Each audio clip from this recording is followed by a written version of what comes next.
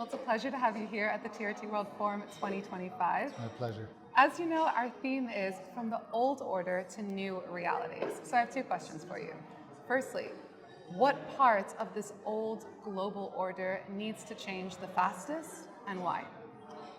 But I think the world that we see today, and again repeatedly mentioned by world leaders, including today's address by President Erdogan, shows that our world is indeed entangled in very complex armed conflicts and violence. And if you look at the statistics from around 20 armed conflicts in 1999 to 120 and above, only in Africa we've seen a 34% increase in the number of armed conflicts, meaning the front lines that are indeed opening up to new armed actors carrying weapons and deciding that war is the solution. And I think that's the old order that we need to indeed put a stop to and put a halt at, and indeed see how much states like Turkey, with its experience, with its, well, what it lived indeed throughout the last couple of decades, into a new a country that is stable, fit, secure, but also coming out with solutions, influencing others or inspiring others. That's the old, I think, that we, in my opinion, as the regional director at the International Committee of the Red Cross, that's the nightmare we want to see vanish, because in a way we've become, not just us, but the whole world, trying to manage crises rather than stop them. And the ICRC's role is not to would love to call for peace and work towards peace. But what we want is that fighters on the ground stop attacking civilians, stop harming those who have decided not to be part of the war. And imagine we're in the 21st century, in this year where the numbers and percentages of civilian death are way higher than what we saw in the Second World War, and even worse from the First World War. So in my opinion, that's the old order that needs to vanish and make way for something more bright, where humanity comes together rather than is falling apart.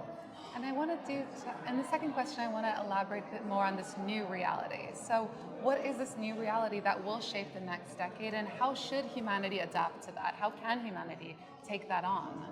Listen, I wish we knew what the new order is. It's such conferences that will help us inform what the new steps will be. There are aspirations and obviously wishes, like you and I would want to live with our families in a better future, in a future that is not labeled by extreme competition, leading indeed to more fractures within a society and more potential violence. From elections to every process you see, there is immediately someone killed or someone injured. And therefore, there is a need, there's a quest to search for that new order. And I think we don't need to exaggerate. There won't be an old and a new. There will always be a mix of both.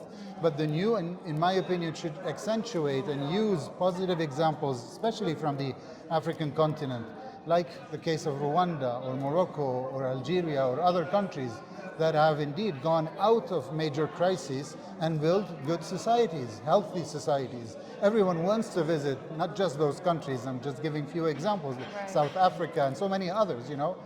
And that's, in my opinion, the future that the next generations should be waiting, not, getting the negatives from the past and carrying them and weighing on them to fall down flat without even having the capacity to change anything. So that is, in fact, what I think such forums indeed inspire, is to bring humanitarians like myself, but also practitioners, policymakers, politicians, but also the business world, to see how together we can, in a way, take some promises forward rather than get out of conferences like that with empty words or empty promises without much follow-ups. Brilliant. Thank you so much. Thank It's you. a pleasure to meet you. Pleasure.